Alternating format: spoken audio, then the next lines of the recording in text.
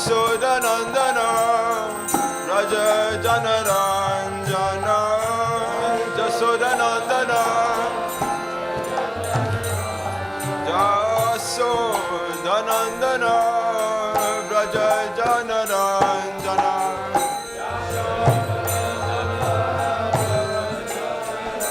Jamuna Tira Vanachari Jamuna Tira Vanachari Jamuna Tira Vanachari Jamuna Tira Jaya Radha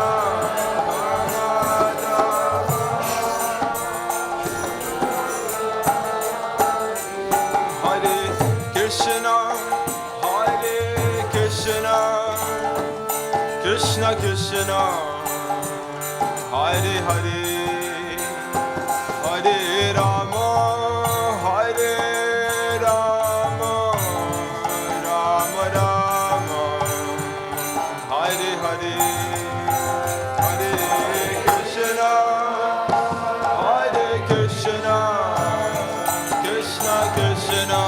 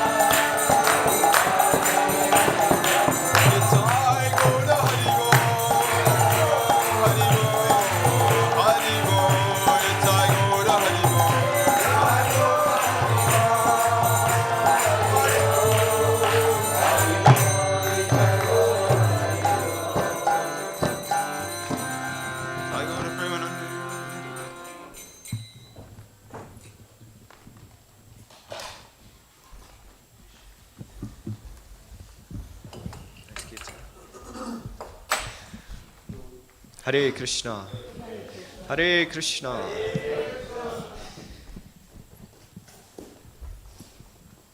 Okay.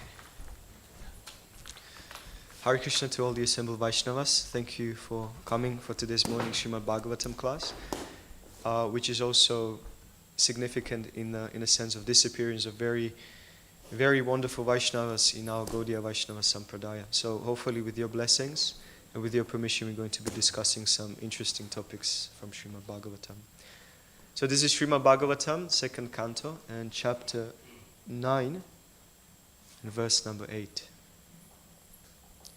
Om Namo Bhagavate Vasudevaya. Om Namo Bhagavate Vasudevaya. Om Namo Bhagavate Vasudevaya.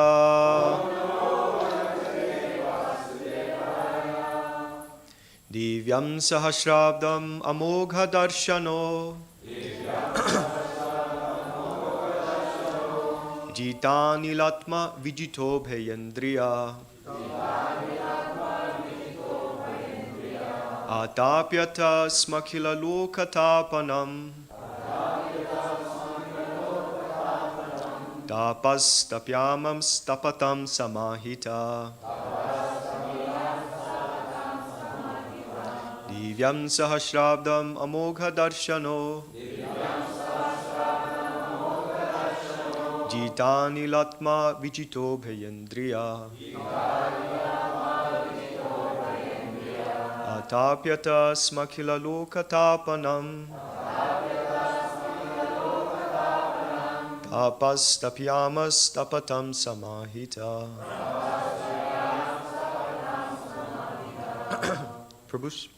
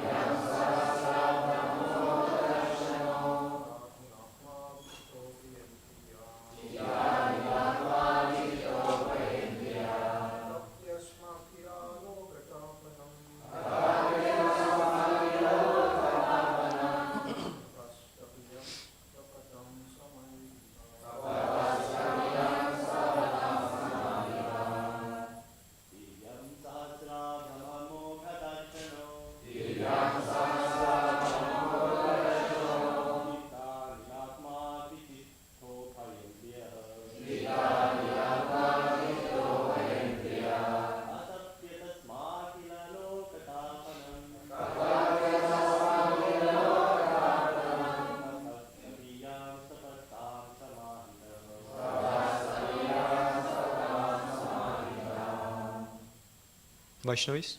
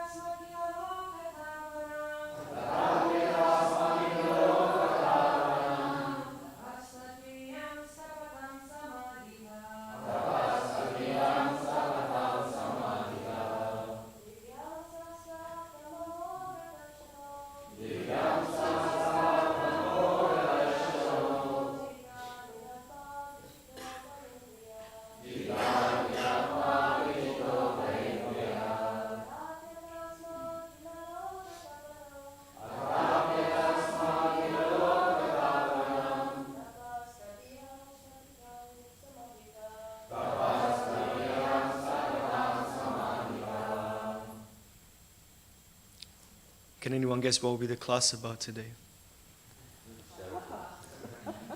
Is there any specific words which comes out quite often? Can anyone tell? Tapas. Yes, word by word. Okay, let's see if we can do it like Divyam, pertaining to the demigods in the higher planets. Sahasra, 1,000. Abdam, years. Amogha, spotless without a tinge of impurity. Darshana, one who has such a vision of life. Jita, controlled. Anila, life. Atma, mind. Vijita, controlled over. Ubhaya, both. Indriya, one who has such senses. Atapyata, executed penance. Sma, in the past. Akila, all. Loka, planet. Tapanam, enlightening. Tapaha, penance. Tapiyan, extremely hard penance. Tapatam, of all the executors of penances. Samahita, thus situated. Translation and purport by His Divine Grace, A.C. Bhaktivedanta Swami Srila Prabhupada Ki. Translation. Lord Brahma underwent penances for 1,000 years by the calculations of the demigods. He heard this transcendental vibration from the sky, and he accepted it as divine. Thus, he controlled his mind and senses, and the penances he executed were a great lesson for the living entities. Thus, he is known as the greatest of all ascetics. Purport. Lord Brahma heard the occult sound tapa, but he did not see the person who vibrated the sound. And still he accepted the instruction as beneficial for him, and therefore he engaged himself in a meditation for 1,000 celestial years. 1 celestial year is equal to, how you read this, 6 times 30 times 12 times 1,000 of our years. His acceptance of the sound was due to his pure vision of the absolute nature of the Lord. And due to his correct vision, he made no distinction between the Lord and the Lord's instruction. There is no difference between the Lord and sound vibration coming from him, even though he is not personally present. The best way of understanding is to accept such divine instruction, and Brahma, the prime spiritual master of everyone, is the living example of this process of receiving transcendental knowledge. The potency of transcendental sound is never minimized because the vibrator is apparently absent. Therefore, Srimad Bhagavatam or Bhagavad Gita or any revealed scripture in the world is never to be accepted as an ordinary mundane sound without transcendental potency. One has to receive the transcendental sound from the right source, accept it as a reality, and prosecute the direction without hesitation. The secret of success is to receive the sound from the right source of a bona fide spiritual master. Mundane, manufactured sound has no potency, and, as such, seemingly transcendental sound received from an unauthorized person also has no potency. One should be qualified enough to discern such transcendental potency, and either by discriminating or by fortune, chance, if one is able to receive the transcendental sound from the bona fide spiritual master, his path of liberation is guaranteed. The disciple, however, must be ready to execute the order of the bona fide spiritual master, as Lord Brahma executed the instruction of his spiritual master, the Lord himself. Following the order of the bona fide spiritual master is the only duty of the disciple, and this completely faithful execution of the order of the bona fide spiritual master is the secret of success. Lord Brahma controlled his 2 grades of senses by means of sense perception and sense organs because he had to engage such senses in the execution of the order of the Lord. Therefore, controlling the senses means engaging them in the transcendental service of the Lord. The Lord ordered the sense in disciplic succession through the bona fide spiritual master, and thus execution of the order of the bona fide spiritual master is factual control of the senses. Such execution of penance in full faith and sincerity made Brahmaji so powerful that he became the creator of the universe. And because he was able to attain such power, he is called the best amongst all the tapasvis. Srila Prabhupada ki. Om Ajnana Timirandasya Jnananjana Salakayam Chakshurum Militam Yena Tasmai Shri Guruve Namaha. Nama Om Vishnu Padaya Krishna Prestaya Bhutale Srimate Bhaktivedanta Swami Niti Namine. Namaste Saraswate Deve Gauravani Pracharine Nirvishesha Shunyavadi Paschatya Deshatarine. Jai Shri Krishna Chaitanya Prabhu Nityananda Shri Advaita Gadadhar Shri Vasari Gaura Bhakta Vrinda. Hare Krishna Krishna Krishna Hare Hare Hare Rama Rama Rama Hare Hare.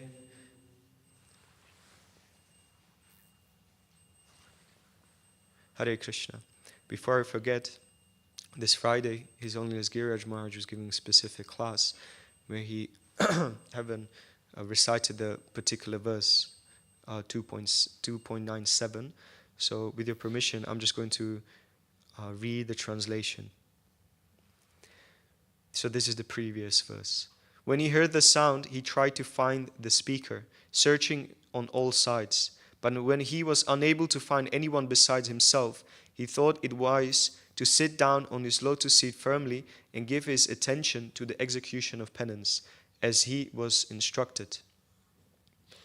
And I'm going to read today's verse, just for context again. Lord Brahma underwent penances for 1,000 years by the calculations of the demigods. He heard this transcendental vibration from the sky, and he accepted it as divine. Thus, he controlled his mind and senses, and the penances he executed were a great lesson for the living entities. Thus, he is known as the greatest of all ascetics. Hare Krishna. So I prepared a small presentation for you today. In a sense, just to better understand what Prabhupada was emphasizing in his purport. So in this section of Srimad Bhagavatam, we can see the varieties of three things. In every scripture, we have three aspects: that's Sambandha, Abhideya, and Prayojana. Sambandha in a sense of philosophy, Abhideya in terms of application, and Prayojana in terms of what is the result of that particular activity.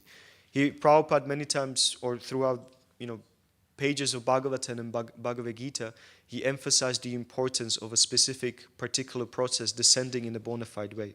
So that will be also one of the themes presented by Prabhupada. Okay. Oh yeah.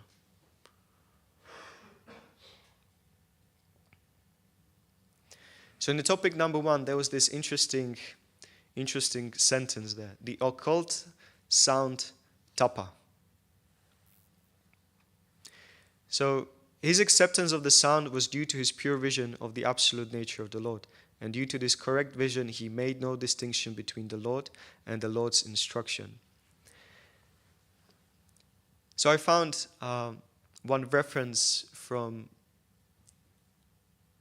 one magazine which was published by Bhaktivinoda Thakur in 1892. This was volume 4, Sajjana Toshani. And that was a very interesting process. And this whole section of Srimad Bhagavatam very much reminds me of these 5 stages. And these 5 stages are called also by Bhaktisiddhanta Maharaj Pancha Samskara. Pancha Samskara means the 5 stages or 5 processes of spiritual initiation. And one of the most important process of initiation is the first initial step. And that first initial step is actually called tapa, or basically renunciation, giving up, or a devotion in practice. So, but initially in the first section of Srila Prabhupada purports, there was very significant aspect where Brahmaji was presenting something which we call Shraddha, or faith. That Brahma presented that he has faith in a certain particular aspects which been imparted by the lesson of the Supreme Lord. One of the first Shraddha, or the first part of faith, was the beneficial acceptance of understanding that there's no difference between the sound and the one who presents the sound. So, in our devotional and material life equally, we still work on a process of calculation. We still calculate how much we invest in a particular process, or how much we get out of the particular process. So the act of discrimination is always very much present in our day-to-day living. So here Brahma presented how it's beneficial for him to accept this instruction of the higher celestial voice in the form of tapa, renunciation, or perform austerities. The point number 2, which Prabhupada was mentioning, as I've said, is that no difference between the one who vibrated to sound vibration and the sound vibration itself. Many times different personalities, they lament that after the departure of the Supreme Lord, after the departure of Krishna, there was some lack of divine presence on the planet. In the Chaitanya Bhagavat, by Krishnadas Kaviraj, is actually presented that the Lord manifests himself in varieties of forms. Varieties of forms when he imparts this Shakti, this energy. And one of the forms is obviously the sound vibration. Another form is Tulsi Devi. Another of the forms is actually Vaishnavas themselves. And another form is the form in the form of Archana, in the form of a deity. So the Lord never left the planet, and the Lord will never leave the planet. For what reason? Because he is always present in varieties of paraphernalias, particularly in this section in the form of his sound. So when we chant Hare Krishna, Krishna Krishna, Hare Hare, Hare Rama, Rama Rama, Hare Hare, the acharyas concluded that there's no difference between actually having personal darshan and being in the personal presence of the Lord and the sound vibration itself. So another part which Prabhupada was emphasizing is that the potency of the sound. He made a discrimination in the first part of the purport that is very important to understand where the sound is coming from and also develop the faith in the potency of the sound. There's one very nice instruction which His Holiness Indradyumna Maharaj received from Prabhupada and recently became my small little mantra meditation. He said to him, "Have faith in the holy name and preach boldly." And for me, this is something which is of great significance. Have faith in the holy name. What does this mean to actually develop faith? It actually means that we invest all of our focus and activities to develop this relationship with the mantra, with the sound vibration. And within this relationship is encapsulated all the needs and all the necessities for us to overcome our ahankars or our false ego. Many times when I travel on book distribution, there's this initial question which I like to ask people, and that is very simple. It's, who are you? But you'll be surprised how people cannot answer this question. It's a simple question. Who are you? And in a Sanskrit dictionary, the answer is Atma. But this answer, Atma, somehow is equal to your understanding of the self, because the meaning of Atma is threefold. Atma means the mind, Atma means the body, and Atma means also the soul. So when someone says, I'm Atma, can you specify? So the importance of this is that we develop the understanding of who we truly are. And this one-on-one of life means that we take shelter in an appropriate way. And in this section, Prabhupada was emphasizing that in the potency of the sound. The last point is activity of meditation. So when we enter Krishna consciousness life, or we enter some form of spiritual life, when we engage ourselves in the day-to-day devotional activities, we also developing faith that we will harvest the result of that particular activity, right? And that's what Prabhupada called the science. Science basically means that you have quality and quantity and opportunity to repeat the specific experiment. Quality in a sense that when you engage in an activity of meditation, you will see how on a day-to-day basis your consciousness, your activities, your taste starts changing. And this is where the science comes. This is when the science comes. It means the quality of the particular experiments indicates that your consciousness, your persona, and the desires, they start changing. Ask yourself a question, where you've been 10 years ago. For those of you which are not devotees above that period, then ask yourself where you've been 10 years ago. Ask yourself who you've been as a person. Ask yourself what activities you've been engaging, what qualities you've been possessing, what attributes you had, and what goals you had. Let's say what kind of role models you had in your life. And ask yourself, who are you now? So when I was younger, I was very much into science fiction. DC, Marvel, Star Wars, and all these varieties of science fiction characters. So almost my role models been like very fictional, right? But now our role models, my role models, are person who still wear capes, right? Batman used to wear a cape, Superman used to wear a cape. But my role models now still wear a cape. They don't call it cape, they call it utariya, right? That's what sannyasis are wearing around their chest. So these role models in our life, they naturally change based on the qualities we desire from ourselves and the qualities we desire to imbibe, right? So, and this is one of the interesting psychological things. When you ask someone, who is your role model?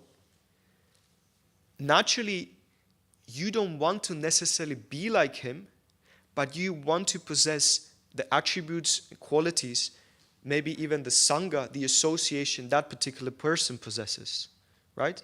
Like many people want to be like singers. So the question may be why? Because they're popular, they're always central of attention, they're right there, they have beautiful qualities, so many people, thousands of people are attracted to them. So the question may be raised, do you want to be in the center of attention? Do you want to be the one who's always sort of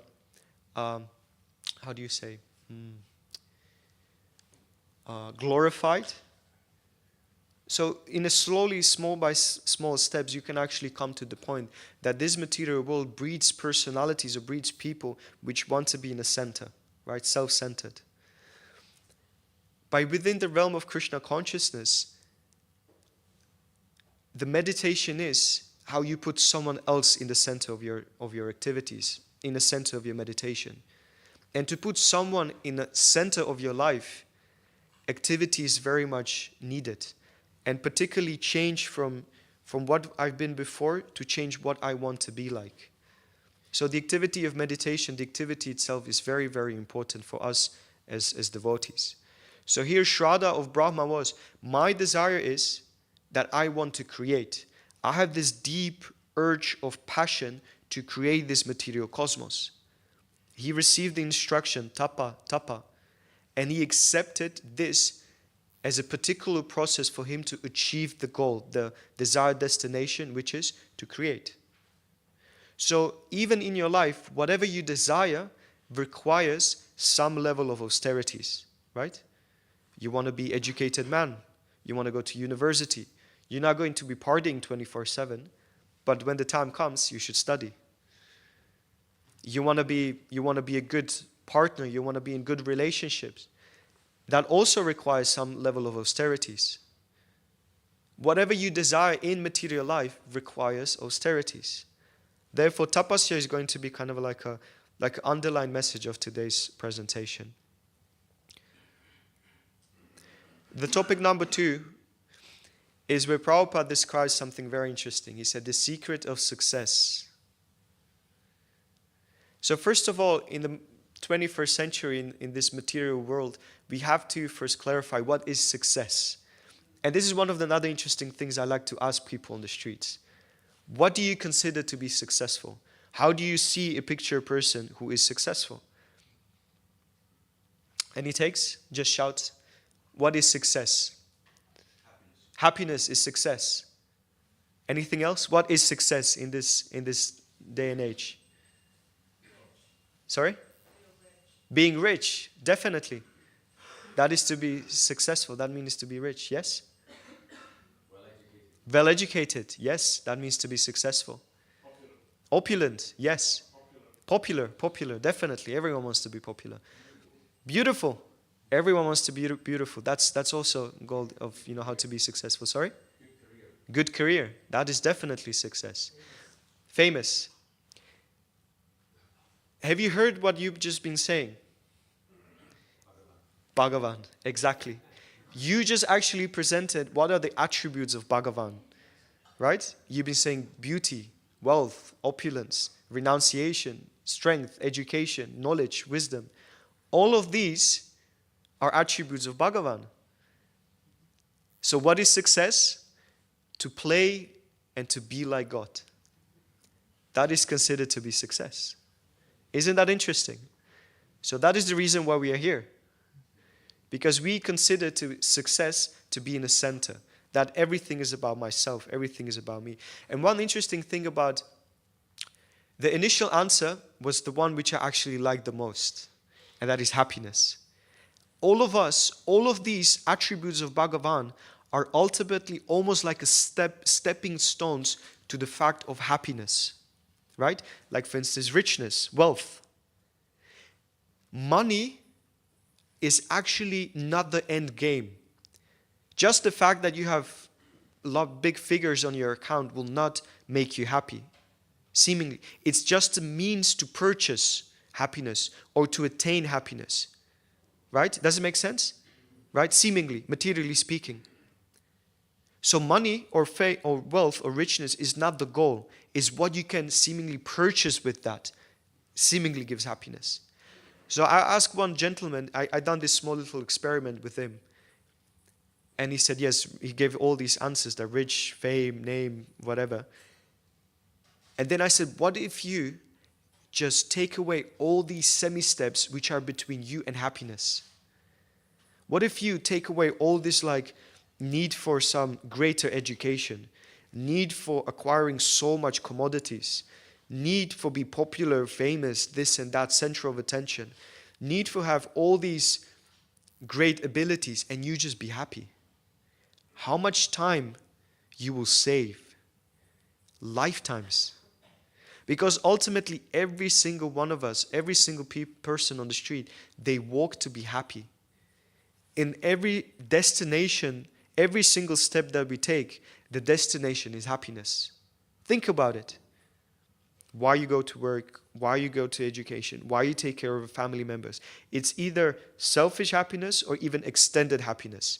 It's immediate happiness or it's happiness which is based on cultivation of some kind of a higher needs of presenting my immediate family, my immediate circle, my culture, my neighborhood, my country, and make them happy as well. But in that way, that's a subtle type of happiness and sense gratification for yourself. So ultimately, the goal of life is to be happy.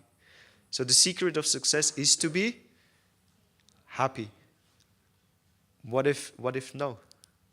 What if the secret of success is actually to make someone else happy, right?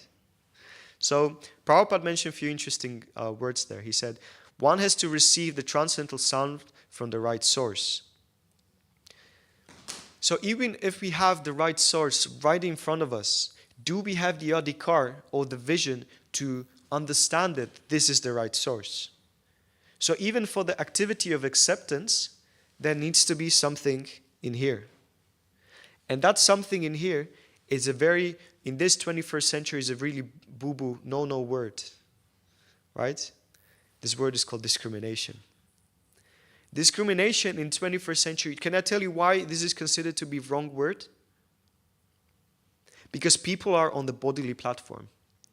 That's why this is considered to be a bad word. Constantly discriminating. It's raining outside. What are you going to take with you when you go outside? Umbrella, right? It's very hot outside. I don't know. You're going to dress also accordingly. You're going to a different country. You're going to take certain paraphernalias which correspond with the particular need of that country. Shri Shri Radha Gokulananda ki, Shri Shri Sitaram Lakshman Hanuman ki, Shri Shri Gaurnitai ki, Srila Prabhupada ki. So discrimination is a very important aspect of spiritual life and material life equally. But our discrimination is based on completely different factors. And Bhaktisiddhanta Saraswati Maharaj make it very, very simple. This is a discrimination of a Vaishnava. And that is, what is beneficial for your spiritual life, you accept. What is negative for your spiritual life, you reject. Discrimination. And also another aspect of discrimination, that it's actually a sign of intelligence. This is bad. This is correct. This will do, this will not do.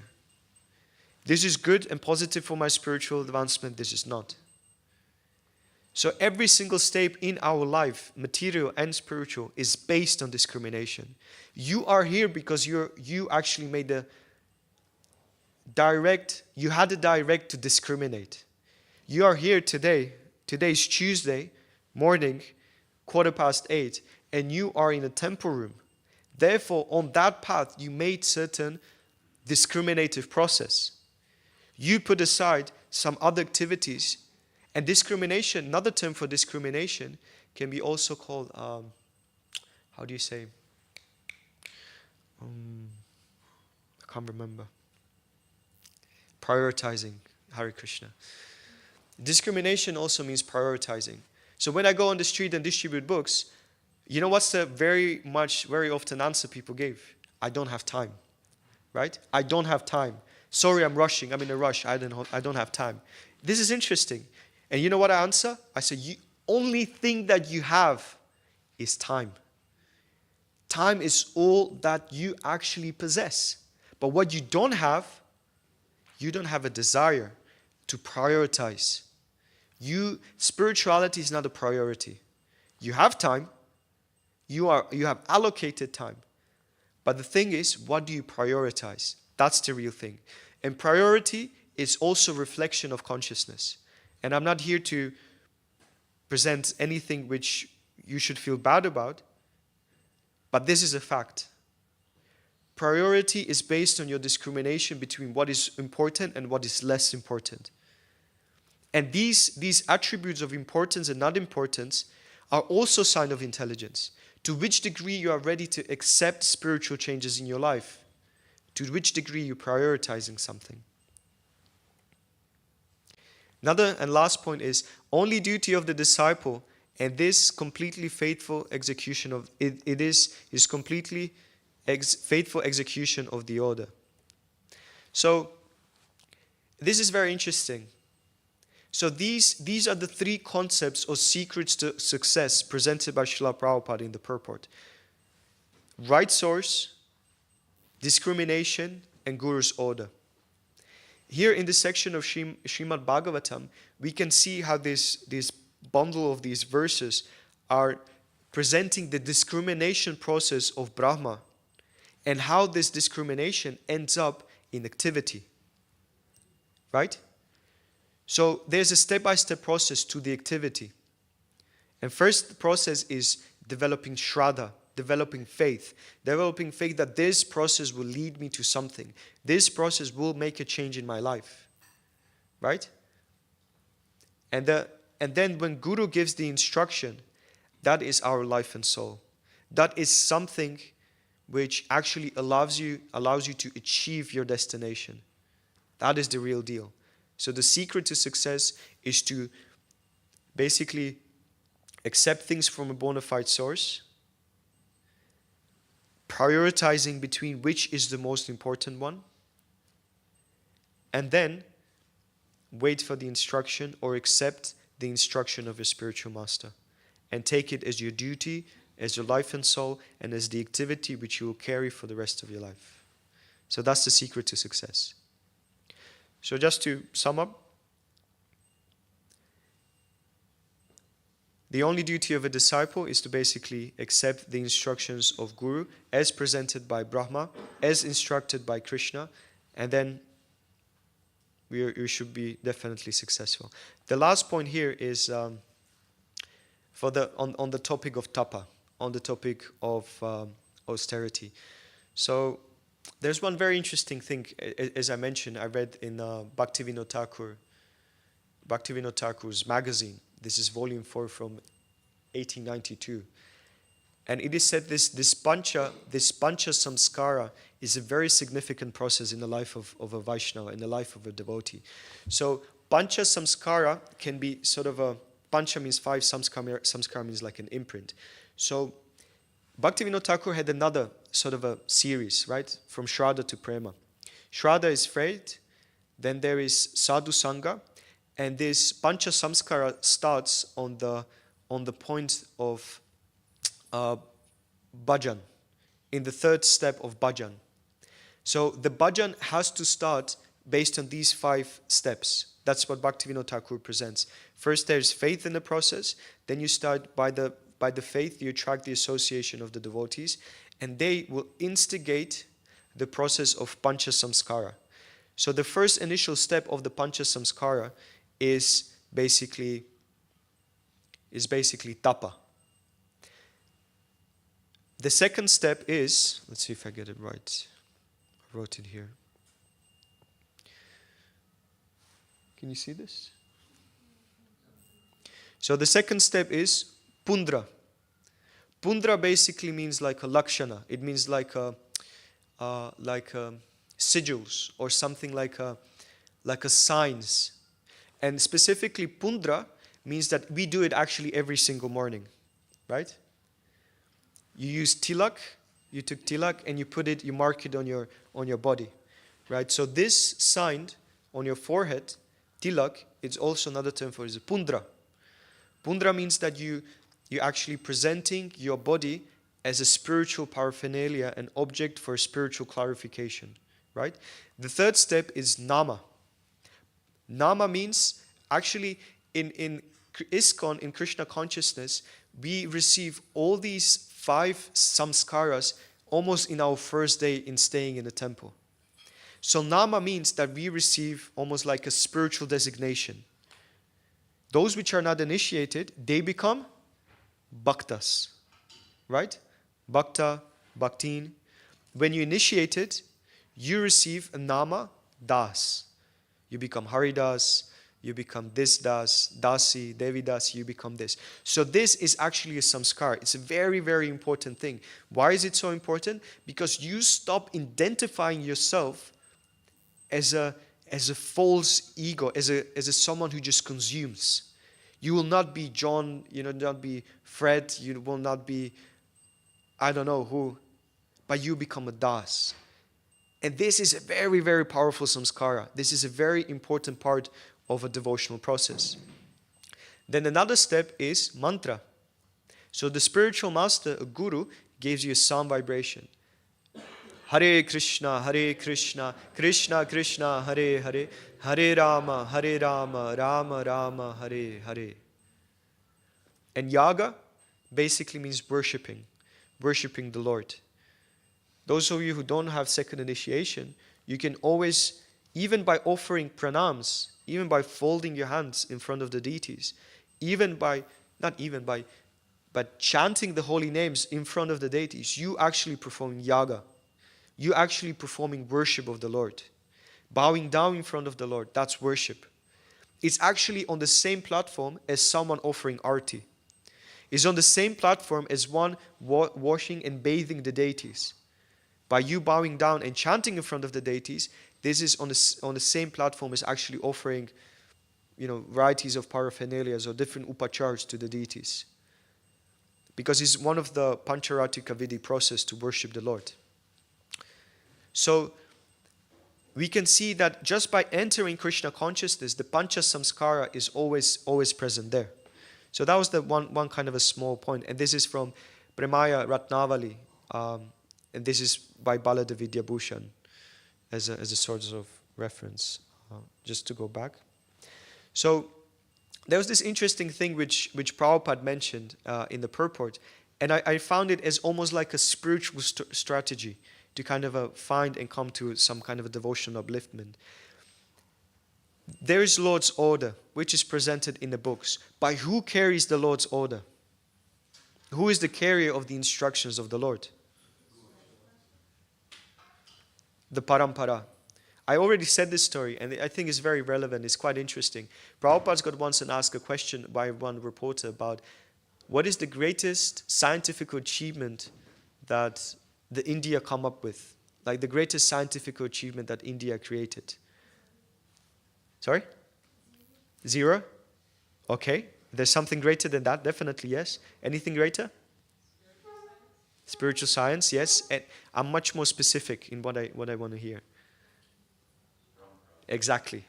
Disciplic succession is the greatest scientific achievement or presentation of Sanatana Dharma tradition or culture to the rest of the world. And let me tell you the reason why this is the greatest scientific achievement.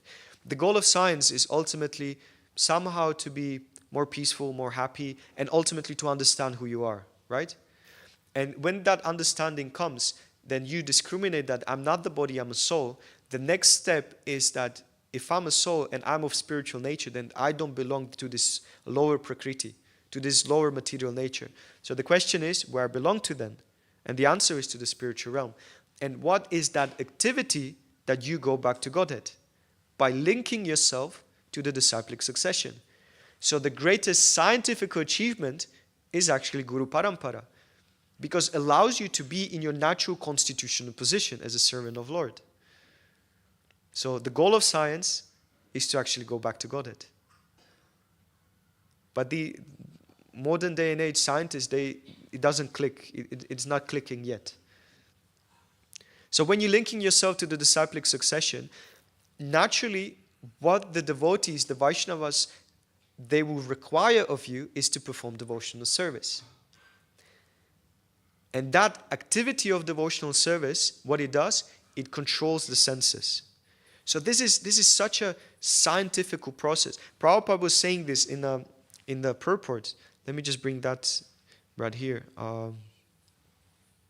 He says that the Lord's order descends in disciplic succession through the bona fide spiritual master, and thus execution of the order of the bona fide spiritual master is factually control of the senses. Do you understand this point? We, on our day-to-day basis in material life, people struggle with controlling the senses, right? They can't control what they hear, what they see, what they smell, what they taste. They can't control it, right? How many people said to me on the streets, well, I'm smoking because I can't stop. I'm eating meat because it tastes so good. I'm doing all these illicit activities and I can't get out of it. I can't get out. Therefore, what does it mean? Your senses are stronger than your will. You're weak. Simple like that. Simplified. And it's a fact. So the question is, okay, you can understand, yes, there is some weakness in my heart. No problem. What's the way to get out of it? Devotional service. Why? Because naturally devotional service carries two things. On one hand, the rejection of that particular negative activity, and on the other hand, the most important thing, taste, or higher taste.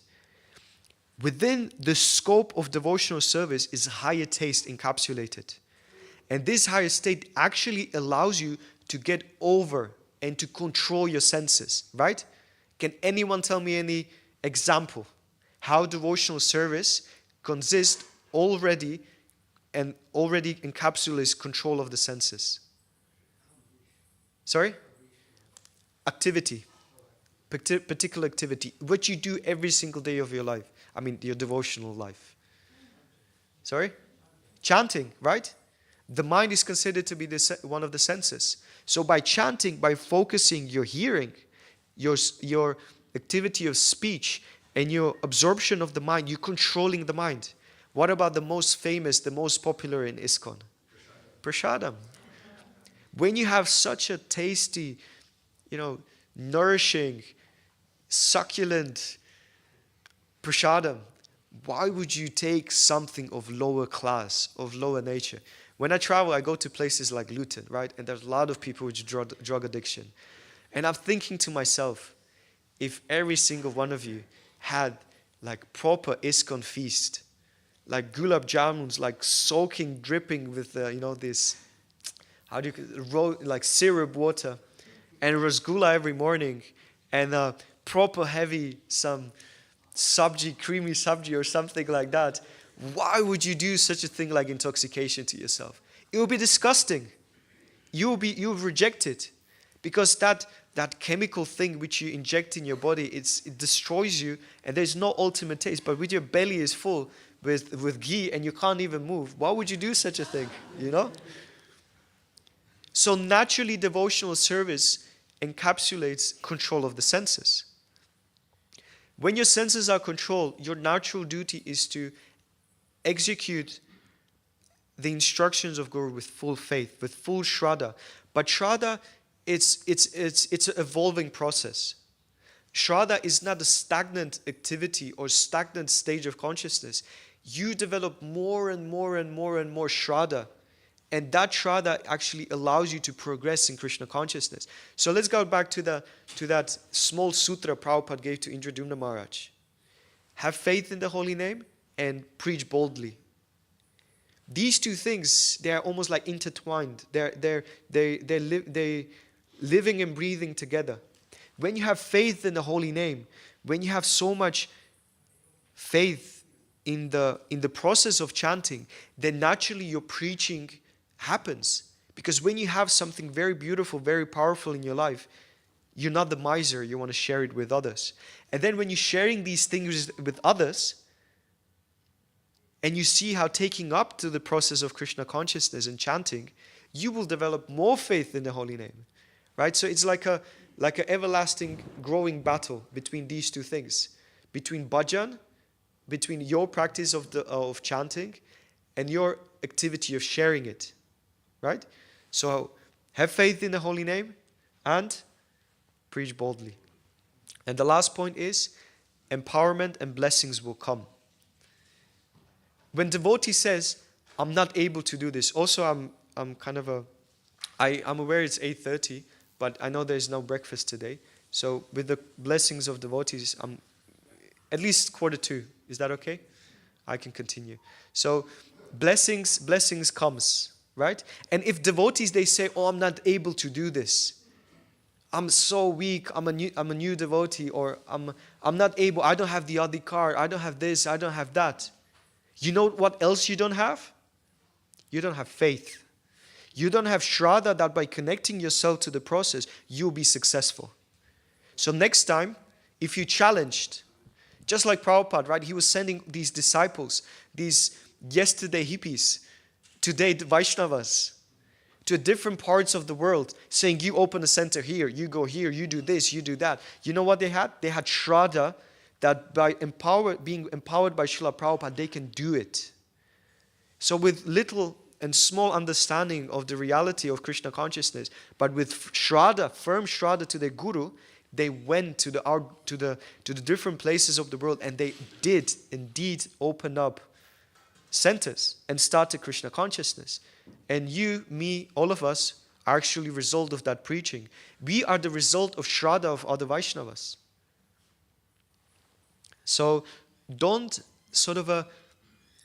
think that you're not able to connect. You are. Just do it. Like the Nike commercial. So I found this very interesting article. This is the one which I mentioned to you. Let's see if I can zoom it in. So I'm going to read it out. This tapa, the faithful soul's first samskara. This renunciation, a faithful soul first imprint. In English, we define the word tapa as repentance, atonement, and the permanent impression of higher sentiment on the soul. Tapa applies not only to the body, but also to the mind and the soul. If it's only physical, in the form of branding or stamping, then tapa has not actually taken place in religious practice, becomes hypocritical.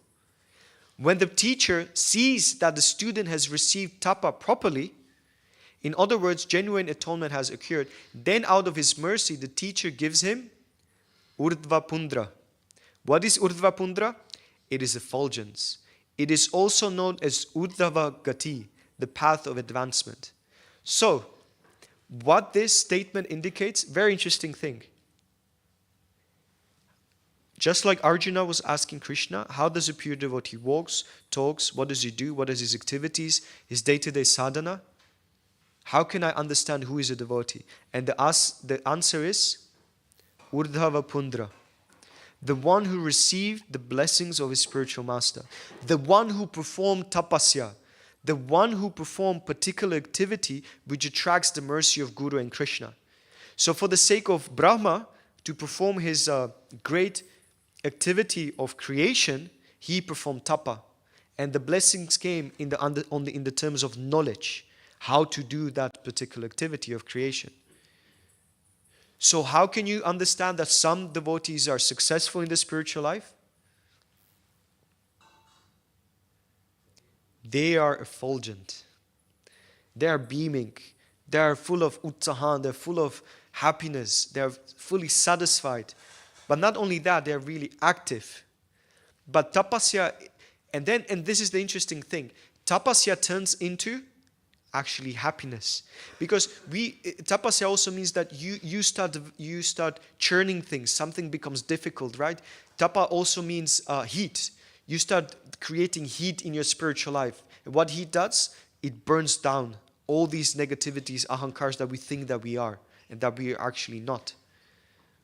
But that tapa, that activity of just rejecting things becomes actually something which is really pleasing.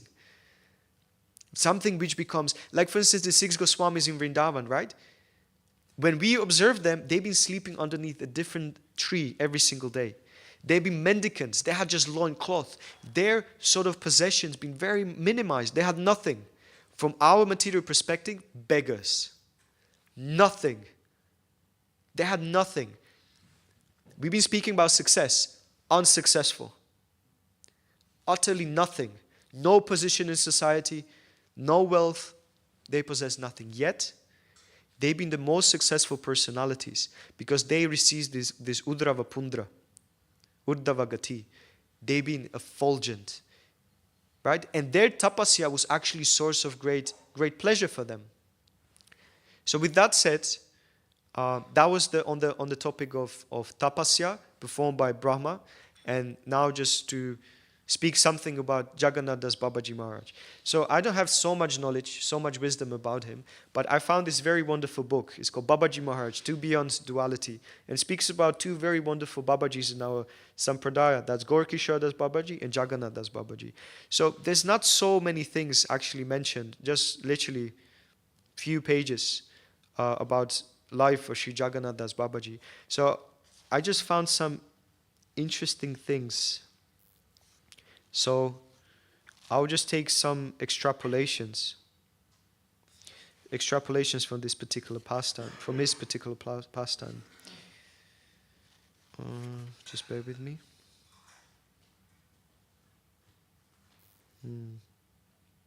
Okay, this is interesting. Babaji Maharaj once accepted some bread from a person belonging to a sweeper caste in Vrindavan.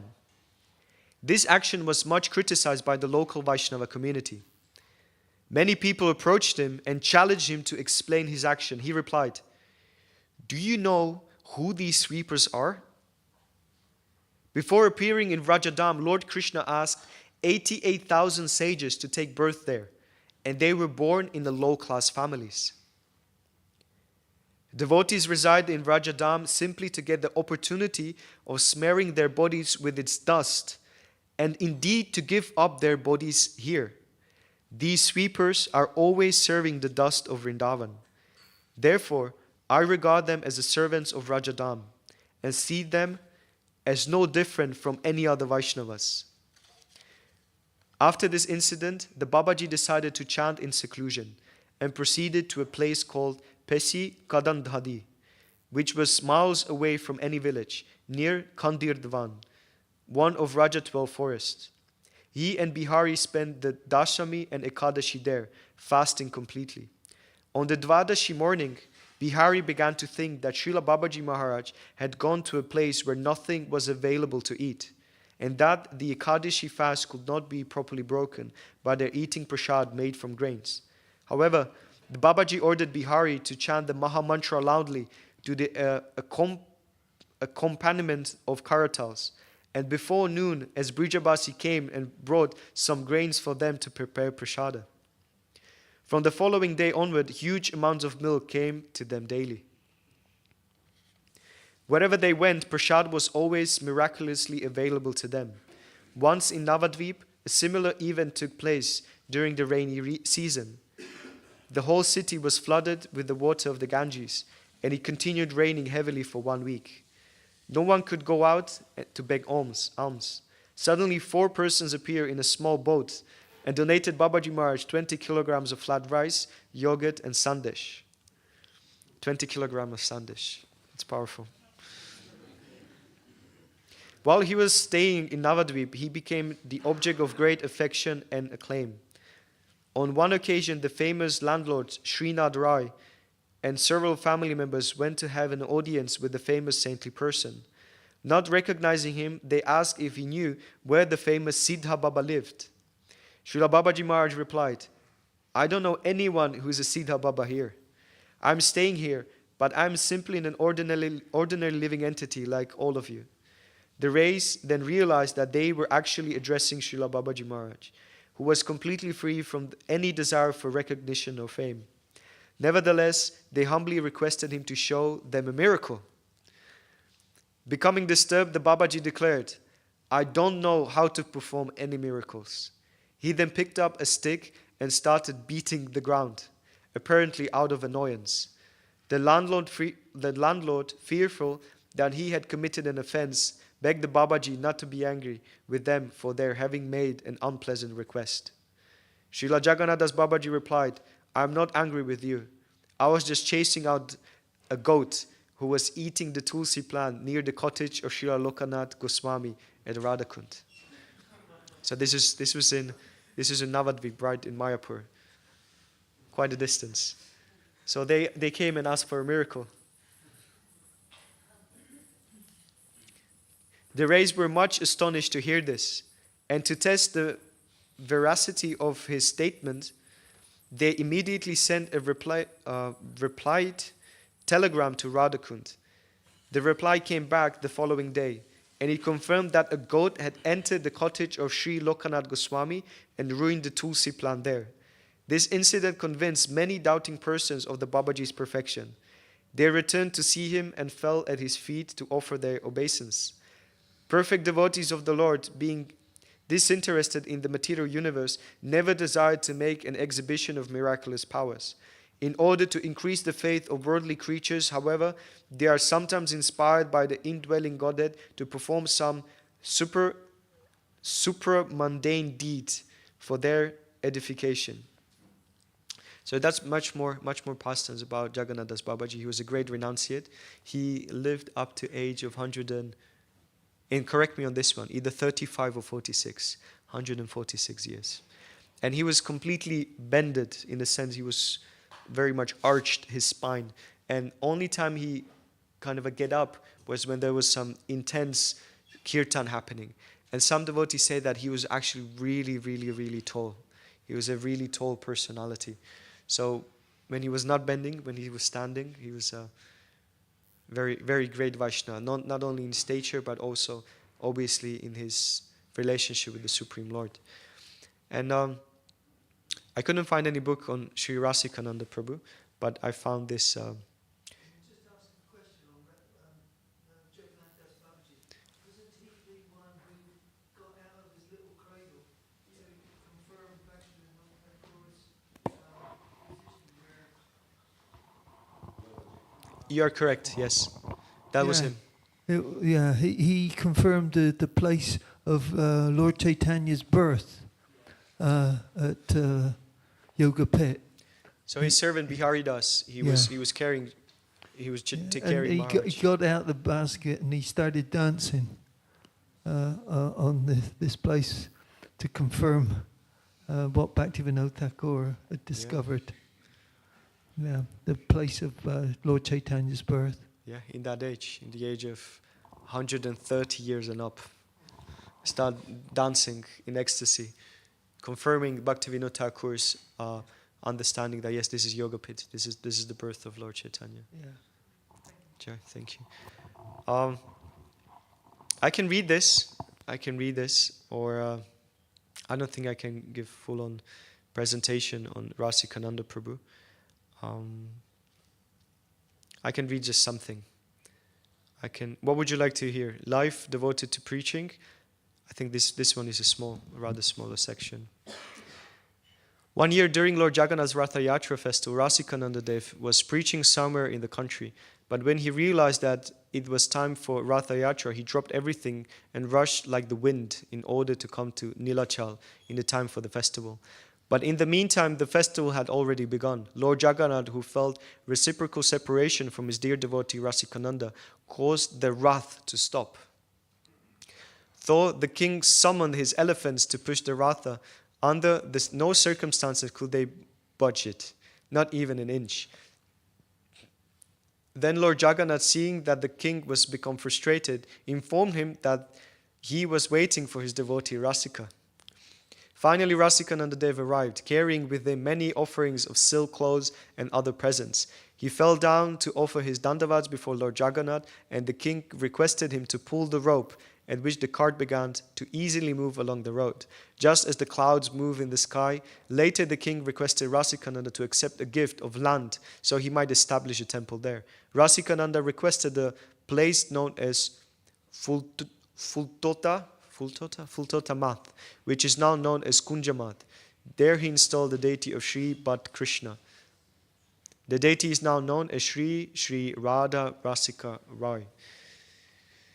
Shri Jagannatha Das Babaji Maharaj ki, Shri Rasikananda Dev ki, Hare Krishna. If there are any points, any questions devotees would like to share, mentioned.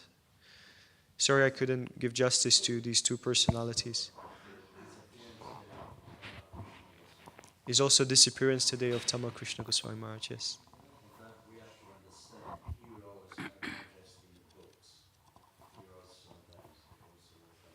Oh yes, of course.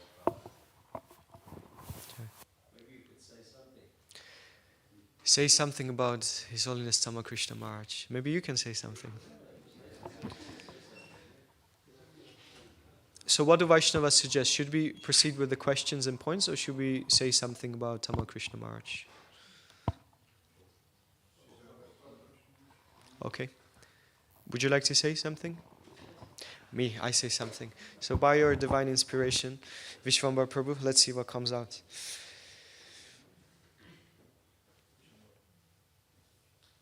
One of the things which I always very much personally appreciated about His Holiness Tamal Krishna Maharaj was his deep, intense mood. It was just like we have titles, like Prabhupada is a title, or Vishnupad is a title, or varieties of titles in the Vaishnava community. Prabhupadman is also a title. And very few receive this title, right? Brahmananda Prabhu and others. So Tamal Krishna Maharaj was definitely a Prabhupadman. And one of the things which stand out for me as him being a Prabhupadman was that the aspect of the preaching, maintaining the chastity towards the instructions of Srila Prabhupada, in a sense of maintaining the sadhana and the process, and also very much preaching of book distribution. So I think it was 2019 marathon, I got the first time this inspiration from Tamal Krishna Maharaj when he said that the goal of book distribution is to make book distributors. And that mantra really always kind of stuck up for me, and is something which I personally would like to see in the manner more.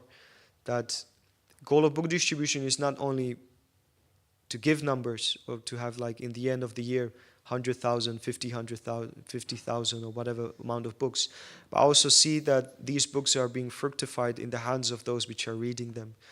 And this is very much mood of Tamal Krishna Maharaj, that he was book distributor, preacher, but above everything, personally for me, a cultivator.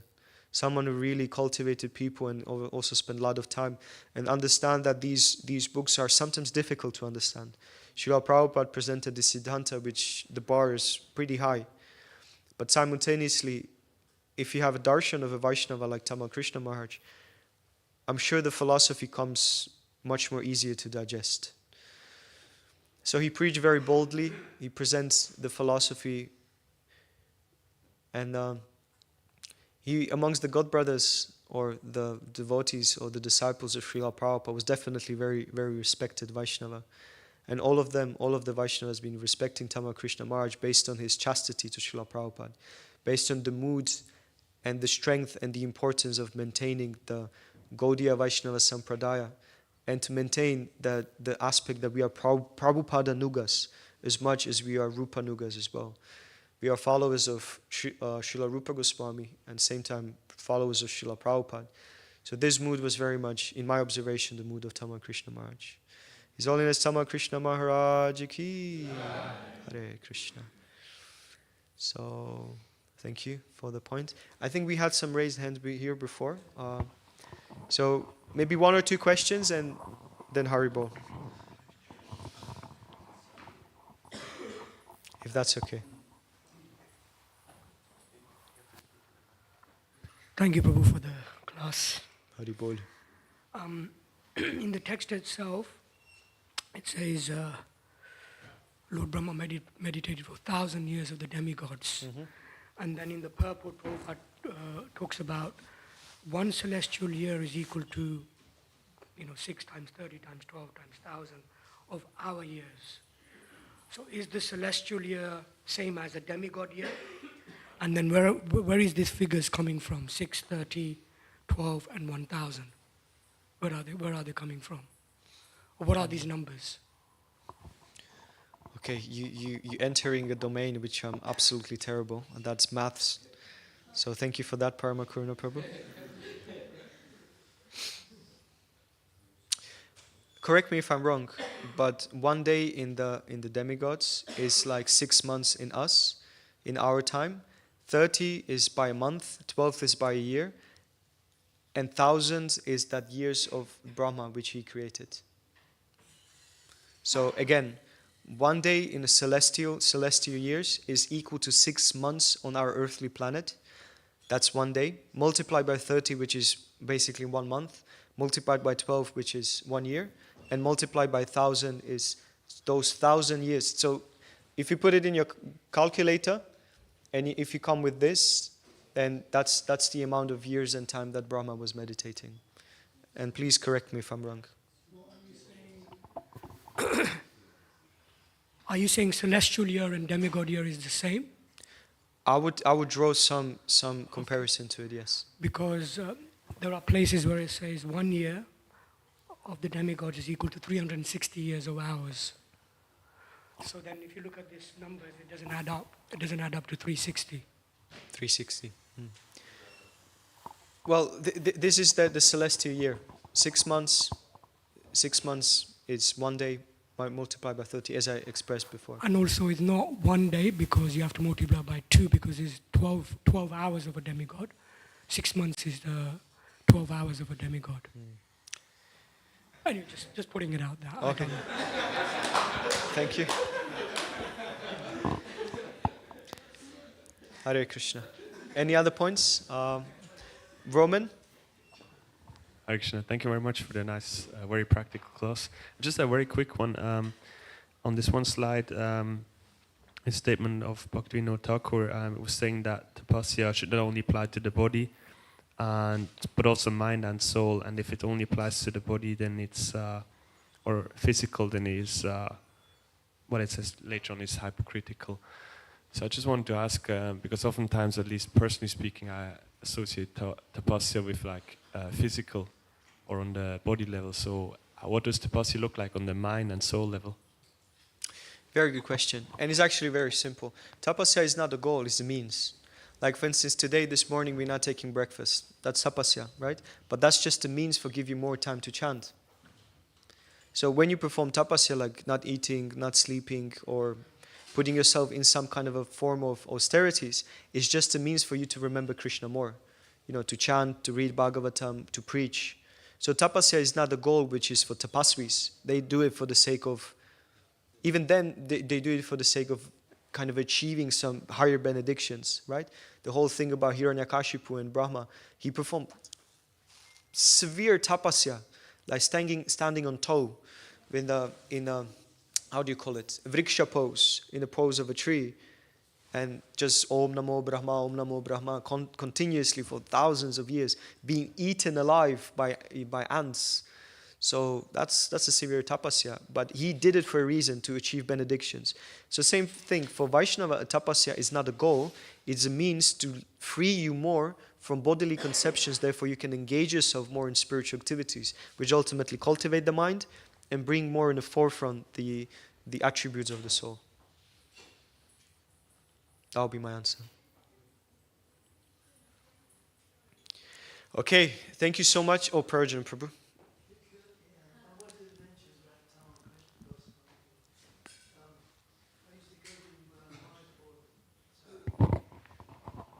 Tamal Krishna Goswami, just something about him that I experienced when going to Mayapur. I used to go every year, and he started up what we understand now is like a kirtan mela.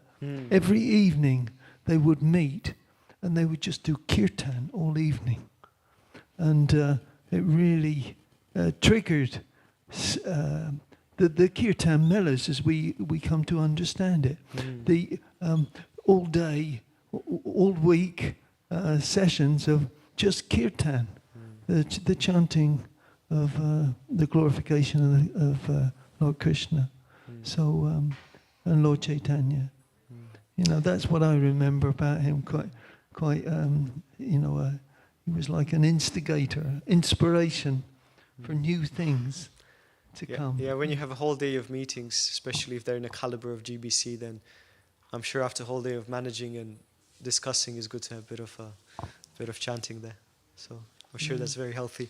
Thank you so much for your kind attention. Grantaraj Srimad Bhagavatam ki, Srila Prabhupada ki, Nitya Gaura Premanande, Hari Bol, Hare Krishna.